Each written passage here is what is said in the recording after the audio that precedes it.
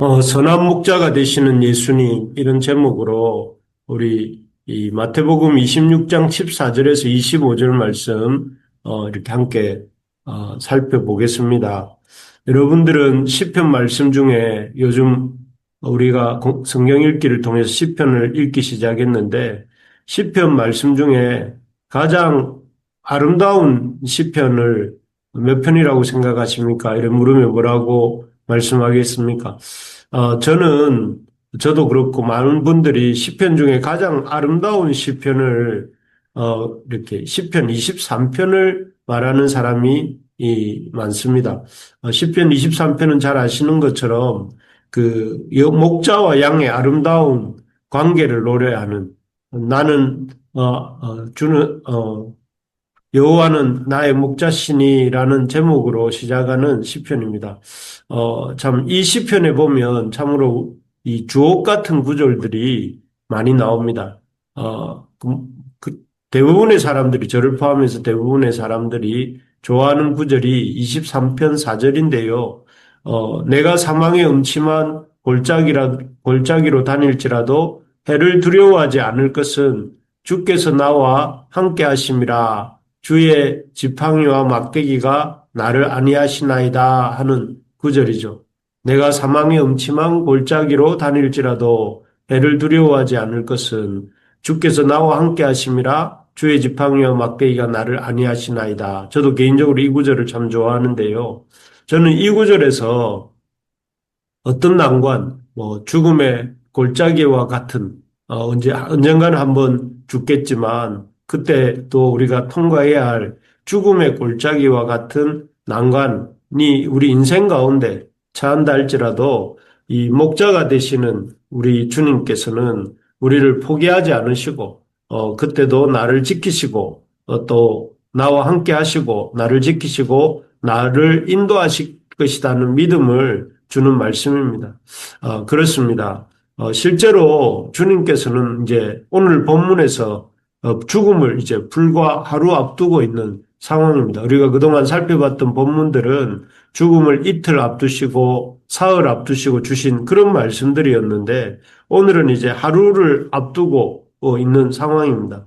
오늘이 지나고 내일이면 붙잡히셔서 이리저리 끌려 다니시다가 이 여러 불의한 재판자들에게 재판을 받고 모레에는 내일이 지나고 모레는 십자가에 못 박혀 돌아가셔야 하는 그야말로 죽음을 코앞에 목전에 둔 그런 상황이었습니다. 그런데 그런 상황 속에서도 예수님께서는 당신 자신을 염려하시는 것이 아니라 내가 이 죽게 되었구나 나는 어떻게 하겠나 하는 그런 자기의 이 문제에 빠져 계신 것이 아니라 제자들을 염려하시고 그 제자들을 위해서 일하고 계십니다. 이것이 바로 우리 이 주님의 참된 목자 되신 모습이고 또 그 우리가 따라가야 될 주님의 모습이다 하겠습니다.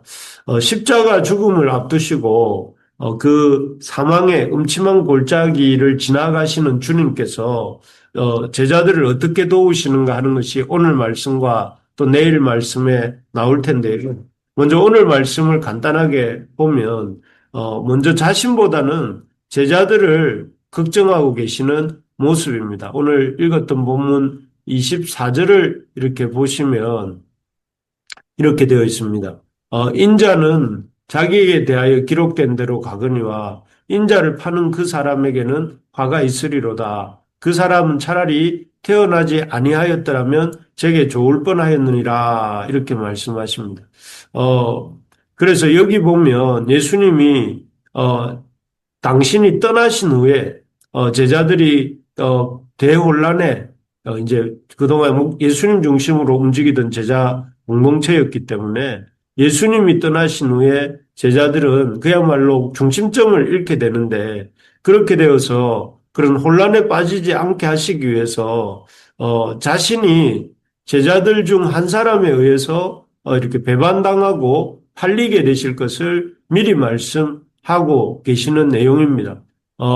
인자를 누군가가 팔 것이고 그 사람이 다름 아닌 제자들 중에 한 사람이라는 사실을 미리 말씀하고 하신 것이죠. 참, 어찌 보면 제자들 입장에서는 충격적인 말씀입니다.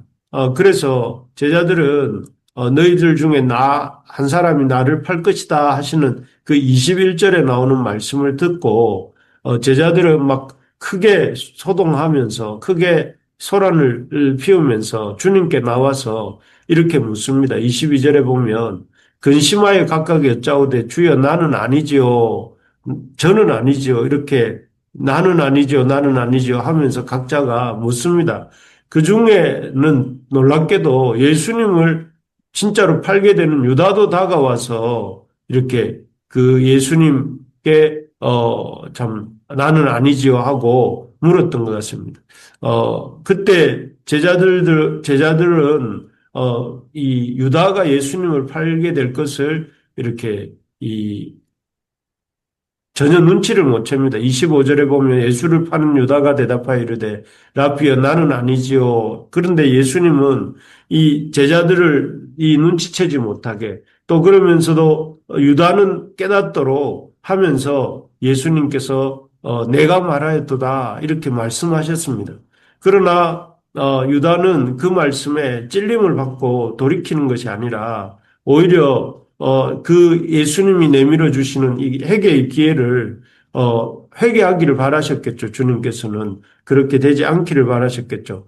그렇지만 예수님이 주시는 그 기회를 이렇게 밀어내 버리고 나가 버립니다. 그러면서 그 다음 구절에 보면 유다가 나가서 이렇게 그 할 일을 하려고 나갔다는 내용이 이렇게 나오고 있습니다.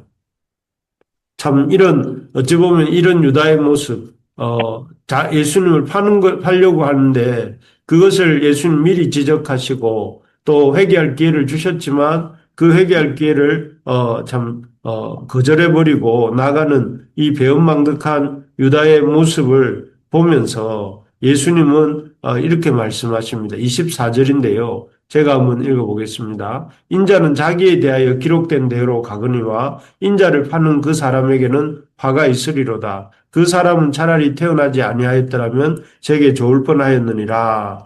여기에 보면 유다의 배신으로 인해서 자기가 팔려서 고생할 것에 대한 생각보다는 자신을 팔고 화를 당하게 될 제자 유다를 안타깝게 여기시고 걱정하시고 염려하시는 그런 마음이 느껴집니다. 참, 나는, 인자는 이렇게 기록된 대로 간다. 그렇지만, 인자를 파는 그 사람에게는 화가 있다. 그 사람은 차라리 태어나지 아니하였다면 제게 좋을 뻔하였느니라. 차라리, 참, 이렇게 태어나지 않았으면 더 좋았을 텐데, 그가 참 이 화가 있을 것인데 하면서 오히려 그 예수님을 팔고 떠나가는 그 제자 유다를 안타깝게 여기시면서 걱정하고 염려하시는 이 목자의 마음, 또 그 부모와 같은 주님의 마음, 부모님의 마음이 느껴집니다. 참으로 주님은 이 앞에서 말씀드렸지만 자기 목숨보다 양들의 이 안위와 목숨과 그 앞날을 먼저 생각하시고 걱정하시는 그런 분이십니다. 그래서 참 선한 목자가 참 이 양들을 위해 자기 목숨을 버리는 것처럼 참 주님께서는 양들을 먼저 생각하시고 양들의 안위를 위해서 자기를 드리기를 기뻐하시는 그런 참되고 선하신 목자이시다 하는 것을 우리가 깨닫게 됩니다. 그렇기 때문에 이런 주님께서는 우리를 향해서도 어떤 경우에든지 우리가 돌이켜 주님을 찾고 주님께 나오기만 하면 우리를 용서해 주시고 새롭게 출발할 기회를 주시는 것입니다. 이제 고난주간이 다가오고 또 부활주일 그리고 또 이 성찬식이 이제 우리가 매달 격월로 하는 성찬식이 있는데 그럴 때마다 우리를 향한 주님의 사랑의 마음을 깨닫고 그 사랑 앞에 우리가 우리의 마음을 내어드리는 그런 우리 부르심의 가족들이 될 수 있기를 바랍니다. 그래서 참 주님은 자기의 죽음보다 참 우리의 안위를 먼저 걱정하시고 또 거기에 대해서 참 염려하시는 또 우리의 참된 선한 목자가 되신다는 사실을 우리가 붙들고 우리로 하여금 참 우리에게도 그런 주님을 향한 마음을 내어드리는 역사가 일어나게 되기를 소망합니다. 두 번째로 보면 십자가 죽음을 앞두신 상황에서도 제자들을 끝까지 도우시는 주님의 마음은 첫째는 먼저 그들의 안위를 먼저 걱정하시는 마음이라면 두 번째로는 오늘 다 읽지는 않았지만 제자들과 새 언약을 맺으시는 장면입니다. 이어지는 오늘 본문에 이어지는 26절에서 28절까지 말씀인데요. 제가 한번 화면에 제가 띄워드리겠는데 26절에서 28절에 보면 이렇게 되어 있습니다. 그들이 먹을 때에 예수께서 떡을 가지사 축복하시고 떼어 제자들에게 주시며 이르시되 받아서 먹으라 이것은 내 몸이니라 하시고 또 잔을 가지사 감사기도 하시고 그들에게 주시며 이르시되 너희가 다 이것을 마시라 이것은 제사함을 얻게 하려고 많은 사람을 위하여 흘리는 바 나의 피 곧 언약의 피니라 이렇게 말씀하셨습니다. 여기 보면 예수님께서 마지막 6월절 만찬을 먹으시면서 제자들의 어떤 제자들과 자신의 살과 피를 상징하는 떡과 잔을 나누시면서 마치 우리가 성찬식 때 그렇게 하는 것처럼 자신의 살과 피를 상징하는 떡과 잔을 나누시면서 새 언약을 맺으십니다. 이 모습은 사실 시내산에서 그 하나님의 앞에서 이스라엘 백성이 짐승을 잡고 그 피를 뿌리고 또 거기에서 언약을 맺었던 그 모습의 어떤 연장이라 할 수 있겠죠. 그렇게 언약을 맺으시는데 언약이라는 게 무엇입니까? 여러분 결혼식을 할 때 신랑 신부가 언약을 하는 것은 과거를 위한 것입니까? 아니면 미래를 위한 것입니까? 예, 뭐 당연히 미래를 위한 것이죠. 앞으로 어떻게 우리 둘이 살아가자 하는 약속을 하는 것 아닙니까? 출애굽한 이스라엘 백성이 앞에서 말씀드린 것처럼 시내산에 맺은 시내산 언약이 과거를 애굽에 있을 때를 위한 것입니까? 있었던 때를 위한 것입니까? 미래를 위한 것입니까? 앞으로 살아갈 날들을 위한 것이죠. 그래서 광야에서 나와서 이스라엘이 가나안 땅에 들어갔을 때 어떻게 살아라 하시고 맺어주시는 언약이지 않습니까? 그렇다면 여기 지금 십자가 죽음을 앞두고 뿔뿔이 그 모래알처럼 흩어질 12제자를 바라보시면서 이렇게 맺고 계시는 새 언약은 과거를 위한 것입니까? 미래를 위한 것입니까? 뭐 당연히 이 미래를 위한 것입니다. 즉 제자들을 비록 힘든 상황에 있지만 그들에게 미래가 있다 하는 것을 보여주시는 것이고 그들에게 그 미래가 있도록 지금 예수님께서는 자신을 제물로 이렇게 들이셔서 그 살과 피로 새 언약을 맺으시고 계시는 것이죠. 그래서 제자들에게 영원한 미래를 열어가시는 이 현장이 바로 예수님의 십자가 고난 받으시는 현장이고 십자가를 지실 현장이고 또 앞으로 그렇게 부활하시는 그런 모든 사건들이다 하는 것입니다. 그래서 이런 것들을 통해서 참 이 하나님께서 예수님께서는 제자들과의 이 언약을 통해서 제자들에게 이 앞날이 절망적인 것이 아니라 소망이 있다는 것과 하나님의 참 임재하심이 그들 가운데 있을 것을 보여주고 계십니다. 참 이런 주님이 계시기 때문에 우리가 온갖 문제로 낙심하고 또 세상에서 들려오는 흉흉한 소식 때문에 걱정을 하고 또 염려를 하는 또 그래서 우리가 어떻게 살까 이렇게 두려움을 갖고 있는 우리에게도 미래가 있고 소망이 있는 것은 바로 이런 주님이 계시기 때문인 줄 믿습니다. 그 어떤 어둠의 죽음의 세력이 또 사탄의 세력이 세상의 권세자들이 참 우리를 믿는 우리를 위협하고 넘어뜨리려 한다 할지라도 우리에게 미래가 있게 하시는 주님, 우리에게 앞날 현재뿐 아니라 앞날에도 소망이 있다 하시는 그 주님이 계시기 때문에 우리에게 참 살 이유가 있고 우리가 살 힘이 있고 우리가 살 소망이 있는 것입니다. 예레미야서 29장 11절에서 이렇게 말씀하십니다. 여호와의 말씀이니라 너희를 향한 나의 생각을 내가 아나니 평안이요 재앙이 아니니라 너희에게 미래와 희망을 주는 것이니라 너희가 내게 부르짖으면 또 내게 와서 기도하면 내가 너희들의 기도를 들을 것이요 너희가 온 마음으로 나를 구하면 나를 찾을 것이요 구하면 나를 찾을 것이요 나를 만나리라 이렇게 예레미야에게도 말씀하셨습니다.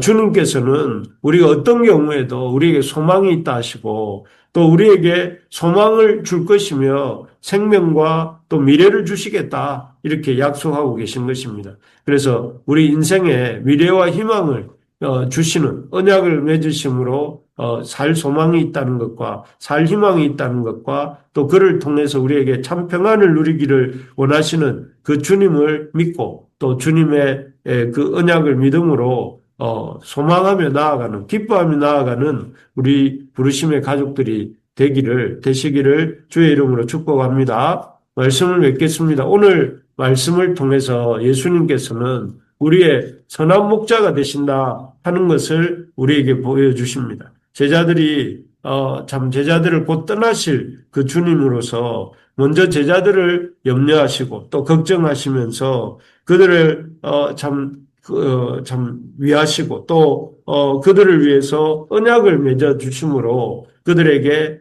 참 미래가 있고 소망이 있다는 것을 보여주시고 또 그런 미래와 소망을 주님께서 친히 이루어 가실 것임을 이렇게 보여주심으로 이 제자들에게 염려하지 아니하고 선한 목자 되신 주님을 믿고 따라가는 그런 제자들이 될 것을 당부하시는 것을 보게 됩니다. 바라는 것은 우리 부르심의 가족들이 참 이런 선한 목자 되신 주님을 붙들므로 오늘 하루도 소망을 가지고 믿음 가운데 나아가는 우리 모두가 될 수 있기를 주의 이름으로 축복합니다.